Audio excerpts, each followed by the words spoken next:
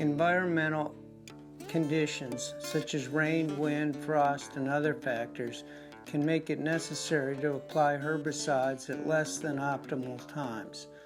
Two common questions that arise are how much time is needed for foliar applied herbicides to be rain fast, and two, how long do you have to wait after applying systemic herbicides before you can cultivate the weeds? The first question is fairly easy to answer. The time needed for application and before rain varies from as soon as when the herbicide is dry to 6 hours.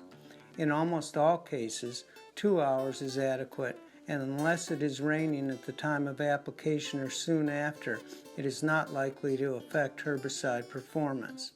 The second question is more difficult to answer. Systemic herbicides have to move into the plant and to the site of action.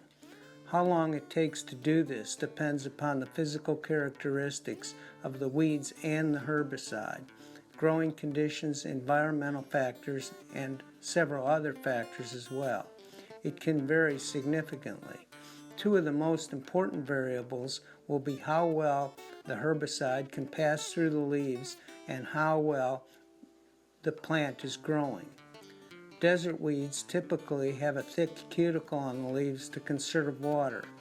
An adjuvant is commonly required to help the herbicide penetrate the leaves.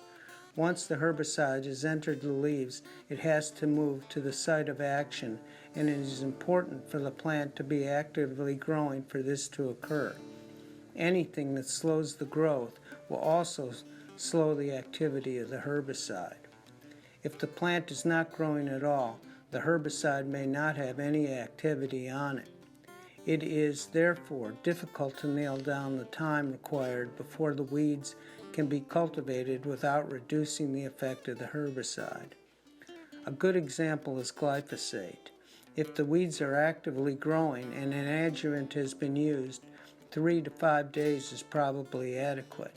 If growing conditions are not good or the weeds are stressed for some reason, it will take longer or not work at all. Thank you very much.